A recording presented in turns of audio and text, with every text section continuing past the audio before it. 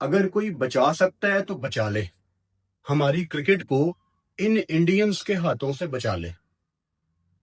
Women's world cup चल रहा है, उसमें सना मीर पाकिस्तान की फॉर्मर कैप्टन, उन्होंने कमेंट्री करते हुए, पाकिस्तानी प्लेयर हैं नितालिया परवेज, उनके बारे में कह दिया कि शी इज फ्रॉम आजाद कश्मीर पाकिस्तान। अब वर्ल्ड कप के दौरान आजाद कश्मीर का नाम सुन के इस टाइम इंडिया अपने सारे मसले भूल चुका है। मतलब गुर्बत का वहां पे कोई मसला नहीं है, वहां पे पॉलिटिकल कोई मसला नहीं है, इकोनॉमी को डिस्कस नहीं किया जा रहा, कोई मसले मसाइल सारे खत्म हो गए हैं। जो इस टाइम सबसे बड़ा इशू डिस्कस किया जा रहा है ना, वो ये है कि जिस सना मीर ने कैसे आजाद कश्मीर का वर्ड यूज कर लिया इंटरनेशनल मैच के दौरान। और सारा इंडियन मीडिया इस टाइम पूरा जोर लगा रहा है कि सना मीर को आईसीसी की कमेंट्री से हटाओ। कौन है यार आप लोग? मतलब कब तक आप अपना जहर बेचने की कोशिश करते रहेंगे और लोग खरीदते रहेंगे? आजाद कश्मीर पाकिस्तान का हिस्सा है, आजाद कश्मीर पाकिस्तान में है।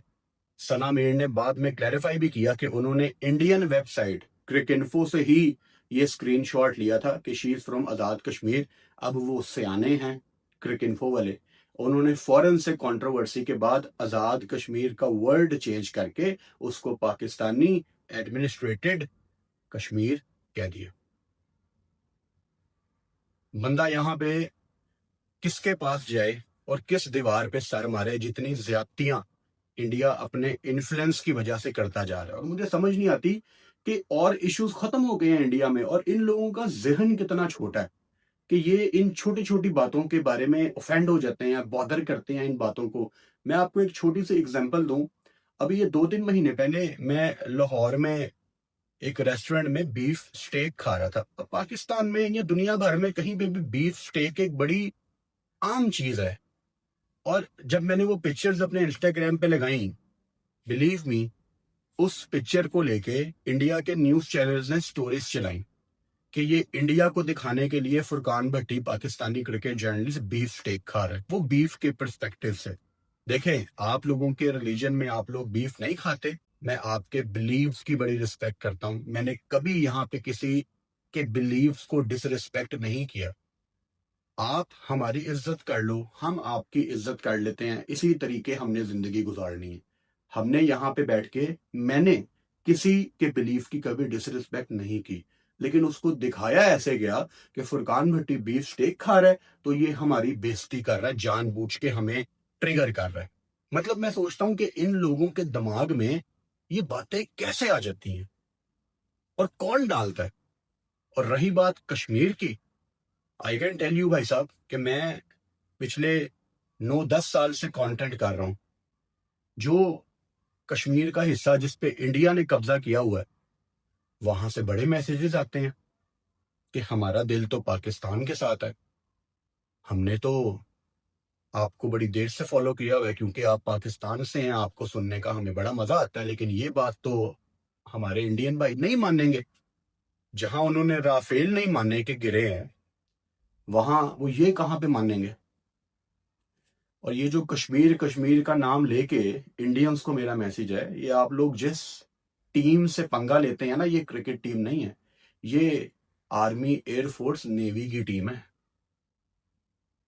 ये आपकी पार्टनरशिप नहीं लगने देगी, ये आपको डोमिनेट नहीं करने देगी। ये बड़ी स्टेब्लिश क्रिकेट टीम है, ये समझ गए ना? ये आपको कहीं का नहीं छोड़ेगी।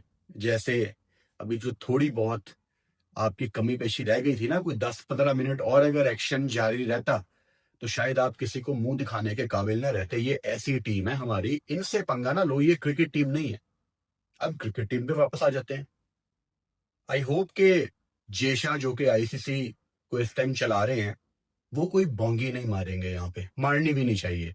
मतलब अगर आईसीसी कोई बहुत ही सख्त कदम इस पे उठाने की तरफ आता है तो दुनिया के तमाम क्रिकेटर्स, तमाम कोचेज अपने फोन में एक ही ऐप रखते हैं, एक ऐप तो लाजमी रखते हैं, क्रिकइन्फो।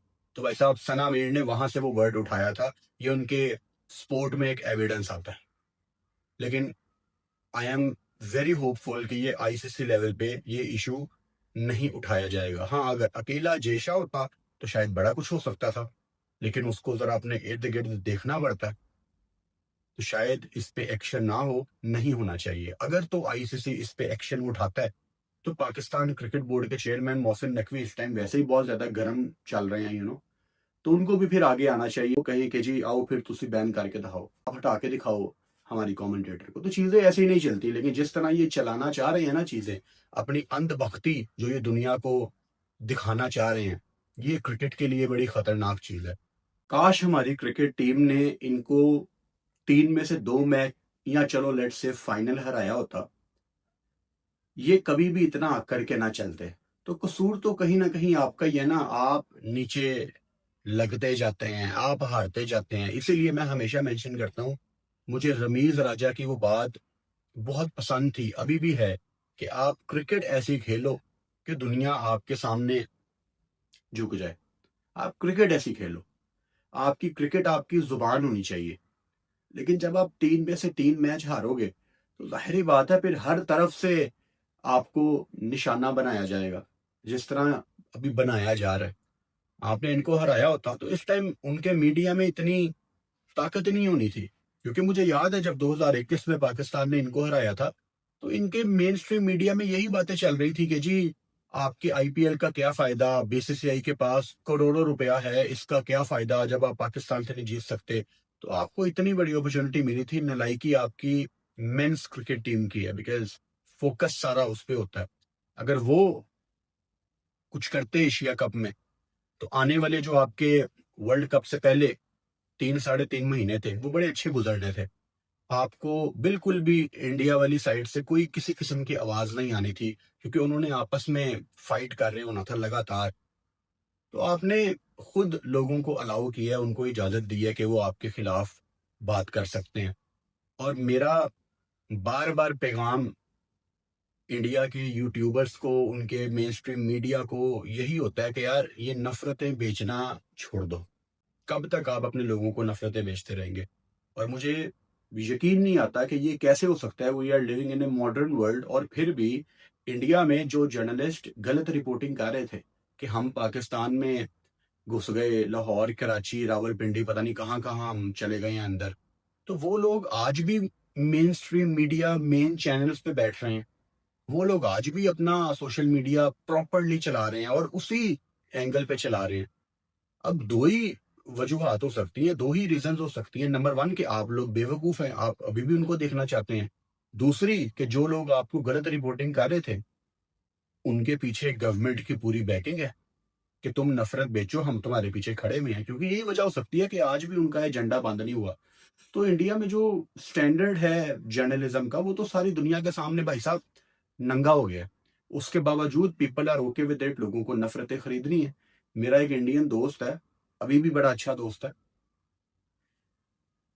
उसने मुझे एक बात कही, और वहां से मुझे काफी हद तक चीजें समझ आई कि ये इंटरनेट पे ये नफरत फैलाने वाले लोग कौन है। उसने मुझे कहा यार इंडिया में रोटी महंगी है और इंटरनेट सस्ता है। ये चीज हर चीज को समराइज कर देती है कि आपने हर छपड़ी बंदे को 5G इंटरनेट दिया हुआ है, तो इंटरनेट पे आके गंद तो वो मारेगा। मतलब एजुकेशन है नहीं है और इंटरनेट पहुंचा हुआ है। और हम ऐसे लोग तो है नहीं है यहाँ पे दुनिया के इस हिस्से में जिनके पास एजुकेशन ना हो तो वो इंटरनेट को ठीक तरीके से इस्तेमाल कर लें। और ये जो चीजें शुरू हो गई है ना, मैं ऑब्वियसली यहाँ पे हमारे इतने ब्रिटिश पाकिस्तानी या ब्रिटिश इंडियंस भी आके मिलते हैं कि आपकी हम वीडियोस देखते हैं। तकरीबन हर बंदा यहाँ पे एक ही बात कर रहा है कि यार ये चीज कब रुकेगी, ये जो शुरू हो गई है। मैं आपको एक छोटी सी एग्जांपल दूं, है तो काफी पर्सनल बात, लेकिन आई थिंक रिलेट कर पाएंगे काफी लोग जो पाकिस्तान इंडिया से बाहर हैं। स्पेशली हालात यहाँ तक पहुंचे हुए हैं कि फॉर द फर्स्ट टाइम यहाँ पे यूके में जितने भी हमारे रेस्टोरेंट्स हैं ना, ज्यादातर उनके ऑनर्स पाकिस्तानी हैं, ज्यादातर। और जो इंडियंस हैं वो या तो मैनेजर्स हैं या काम करते हैं। यूके की बात कर रहा हूँ, ऑस्ट्रेलिया, यूएस का मुझे नहीं पता, बट आई थिंक यूएस में थोड़े ज्यादा इंडियंस हैं, तो शायद वहां पे उनकी डोमिनेंस ज्यादा हो। लेकिन यूके में जो ऑनर्स हैं रेस्टोरेंट के, वो ज्यादातर पाकिस्तानी हैं। यहां तक हालात पहुंचे हुए हैं कि पहली दफा रेस्टोरेंट ऑनर्स के दिमाग में ये थॉट आ गया कि क्या हमें इंडियंस को निकाल देना चाहिए काम से। क्यों ये उनके दिमाग में थॉट आया? क्योंकि कुछ इंडियन रेस्टोरेंट्स ने, जो कुछ यहाँ पे हैं जिनके ऑनर्स इंडियन हैं, उनकी तरफ से ये किया गया कि पाकिस्तानियों को निकालो काम से। भाई साहब, ये बात अगर चलेगी ना तो कुछ इलाके आपके हैं जहां पे आप डोमिनेंस करते हैं, कुछ इलाके पाकिस्तान के हैं, तो नुकसान देख लो किसका होना है फिर। आम बंदे का नुकसान होना है। पाकिस्तानी इंडियंस को निकालेंगे, इंडियंस पाकिस्तानी को निकालेंगे, आम बंदे का नुकसान हो रहा है, सियासतदानों का नुकसान नहीं हो रहा। वो तो अपने महल में बैठे हैं, तो ये चीज रुकनी कहाँ पे है? मैं सिर्फ यही पूछ रहा हूँ इतने दिनों से कि ये चीज रुकनी कहाँ पे है। ऑस्ट्रेलिया में मेरा बहुत अच्छा एक दोस्त है, उसने मुझे बताया कि यार हमारे ऑफिस में काफी इंडियन काम करते हैं और ये जो भी हमारे हालात बने, they are not the same. दोबारा उनकी उस तरीके से बात ही नहीं होती अपने कोलीग्स के साथ। तो बाहर के मुल्कों में भी हालात खराब होने के करीब आते जा रहे हैं। तो आप देख लें कि ये चीज कितनी दूर तक जानी है। और मेन स्ट्रीम मीडिया इंडिया का कल को बर्बादी करके पूछेगा ये बर्बादी कैसे हो गई। तो इसमें लोगों की बहुत बड़ी जिम्मेदारी है कि लोग भी इनको देखना छोड़ें, क्योंकि मेन स्ट्रीम मीडिया जब नफरत बेचता है तो उनको नजर आता है ना कि नफरत खरीदी जा रही है। कुछ लोग हैं जो हमें देख रहे हैं, तो आप लोग कब इनको देखना छोड़ेंगे? ये तो इंडिया पाकिस्तान के हालात अब खराब हुए हैं। मैंने कितनी दफा ये एग्जांपल दी है कि मैं इंडियन न्यूज चैनल्स आम तौर पे देखता रहता हूँ जब मैं पाकिस्तान में होता हूँ कि क्या चल रहा है उनके न्यूज चैनल में। वो तो आम हालात में भी पाकिस्तान के अगेंस्ट रिपोर्टिंग कर रहे होते हैं, हर हर टाइम, प्रॉबेबली हर टाइम। दुनिया में हालात बिल्कुल नॉर्मल है, सब कुछ चिल चल रहा है, पाकिस्तान के अगेंस्ट उनका हर न्यूज चैनल नफरत बेशक। और पहलगाम वॉर के दौरान तो इन्होंने मतलब बख्शना ही नहीं था, इन्होंने तो भर भर के झूठ बोलने थे जो इन्होंने बोले। तो ये जो इतनी नफरत इर्द गिर्द अब फैल गई है ना, मेरा सवाल सिर्फ ये है कि ये रोकनी किसने है? काश इंडियन टीम में एशिया कप के दौरान विराट कोहली, रोहित शर्मा होते। मैं देखता हूँ कि ये जो सब कुछ हुआ है वो कैसे हो गया। ये जो शुरुआत वहां से की गई थी ना, दरवाजे बंद करने हैं, हाथ नहीं मिलाने, शुरुआत वहां से हुई है क्रिकेट के पॉइंट ऑफ व्यू से। मैं देखता हूँ वो कैसे होता। प्रॉब्लम ये भी थी कि इनकी इंडिया की टीम में जो सबसे बड़ा बदमाश था वो इनका कोच ही था, गौतम गंभीर। और आप सब जानते हैं कि उसका क्या पर्सपेक्टिव है पाकिस्तान को लेके। तो ये चीजें भाई साहब रुकनी कैसे है और ये कौन रोकेगा? ये इस टाइम मेरी जिंदगी की सबसे बड़ी टेंशन है, और मुझे शायद कोई टेंशन नहीं है। सना मीर, हम आपके साथ खड़े हैं, आपने कोई गलत बयानी नहीं की। और इन केस अगर आईसीसी आपके खिलाफ कोई एक्शन लेता है, जो कि वो नहीं लेंगे, लेकिन अगर उन्होंने ले लिया तो हम यहाँ पे सारे मिलके आईसीसी की ईंट से ईंट बजा देंगे। ये हमारा आपसे वादा है। Stay strong.